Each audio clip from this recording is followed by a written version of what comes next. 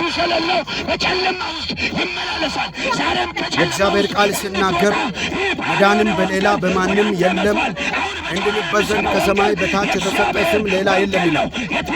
እንድንበት ዘንድ የተሰጠን ስም አንድ ነው ይላል መጽሐፍ። እርሱም ኢየሱስ ነው ይላል። በኢየሱስ የሚያምን የዘላለም ሕይወት አለ።